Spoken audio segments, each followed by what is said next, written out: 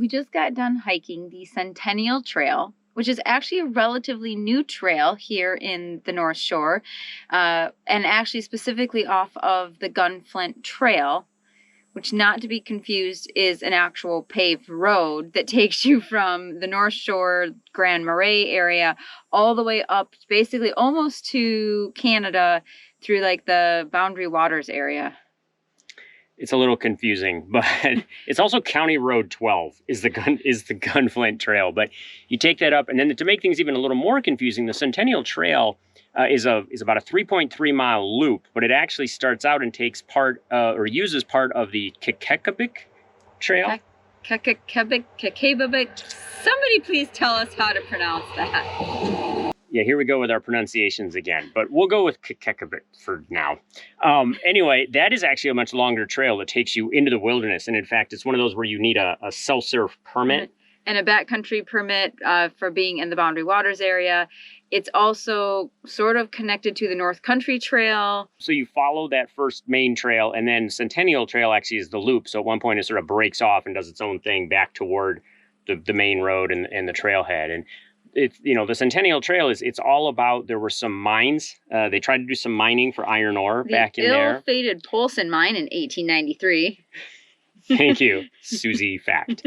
And also a railroad. They tried to put a railroad spur in here at a huge cost, at least for the time. In the late 1800s, it was a much higher per mile cost than it had been any other time. And when you walk back through that wilderness, you figure out why, because it is, I think the trail was moderate to difficult. Yes, it was rated moderate to difficult, and we know why, because there are a lot of rocks, a lot of roots, a lot of steep ups and downs. You're going to want a hiking pole. You're going to fall on your butt a couple times trying to clamber down. You're going to get dirty. You might get muddy at times, depending on when you're here. But it's a really kind of a nice hike and through the woods. And at some point you stand out there and you realize that there's no sound whatsoever other than just the crickets and grasshoppers and some occasional birds.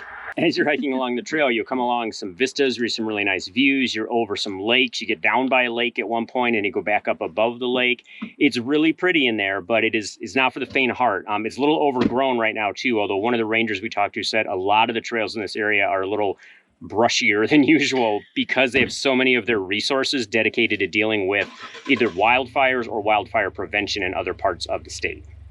If you do hike the Centennial Trail, there is a little informational sign at the beginning that gives you the history of what you're going out to see, which includes information on the mines, information on the railroad that ran through here.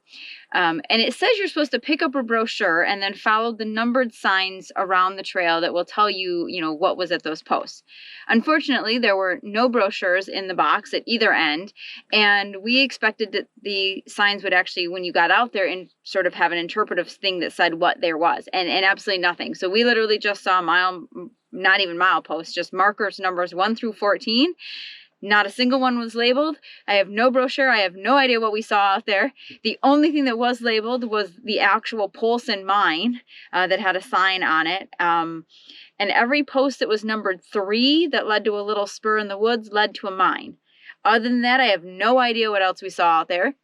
So if you want to check that out, I would hop online and see if you can find maybe the brochures posted online somewhere or some additional history on it, because I kind of would have liked to have known what we were seeing and unfortunately did not. But it was really cool. Yeah, the mines and the main mine and the test mines were pretty obvious. There's tailing piles, that kind of thing there. We thought we saw part of what would have been the railroad bed, but we weren't sure. So you definitely do the research online first if you can figure out what the numbers stand for. And that would make it, easier to interpret instead of just making stuff up as you go along like we did. But all in all, I thought it was a really good hike. Again, moderate to difficult. There are some steps in there or there's some places in there where you want to be careful with your step, where you're walking and how you're doing it. But and some gorgeous vistas. You do get up quite, not super, super high, but enough overlooking a lake and overlooking like a little valley area that, on a clear day that makes for a really pretty view. So it's worth it. There's a lot of trails to try up and down this Gun Flint Trail, the main road that you're trying here. But if you're looking for something that's, about a 3-mile loop, I'd say do this one. It was worth it. It was really nice back in there.